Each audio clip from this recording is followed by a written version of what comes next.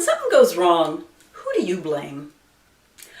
It's Agnes from agnesknowles.ca, and this morning I was listening to one of my mentors discussing the concept of blame and how for so many of us it's become just something we do when something doesn't go the way we thought it would, the way we planned it would, whatever. It just doesn't work out the way we wanted. Or something just goes totally wrong. How quick we are to look for someone or something to blame. And this whole concept of blame hit home for me quite a number of years ago because my children were still young. And it's one of those moments that's frozen in time in my brain because it was Christmas Day. We'd had our morning of, great breakfast and gifts and all the rest of it. I was in the kitchen just doing my finicky thing. I mean, I love just being alone in the kitchen, creating these big dinners.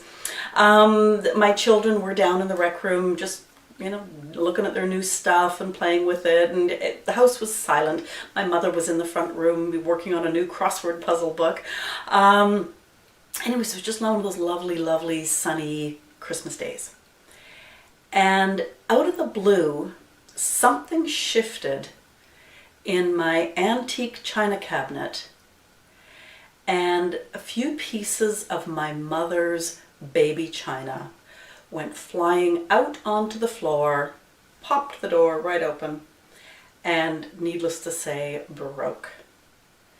Now, first of all, there was shock. Then there was this sick gut feeling of, crap, my mother can see this because it was her baby stuff that was in my china cabinet. And then that empty feeling of having no one to blame. Like, it's not like the kids were jacking around. Nobody bumped it. Nobody was roughhousing. There was not even loud noises. It had just happened.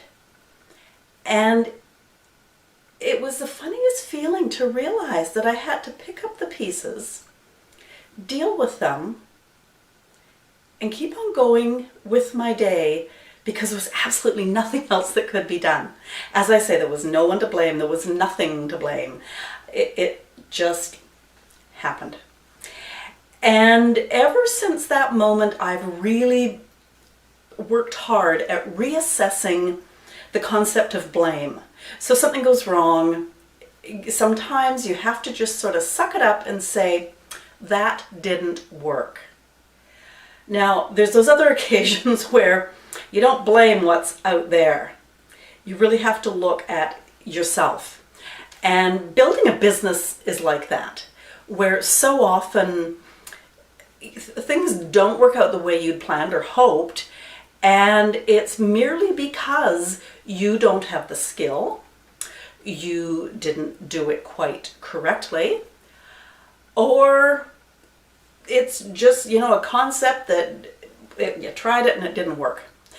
So I really want you to think about that today and think about whether or not you blame or whether you are able to just accept the fact that on that particular occasion something didn't work out, possibly assess it, so say, okay, well, is there something that could have been done differently, and just not even dwell on the blame piece. I want you to think about that today. And if I can be of any other assistance to you, if you're looking for any other hints on building a business online, drop by my website at agnesknowles.ca, and I hope to see you there. Thanks for tuning in today. It's Agnes. Bye.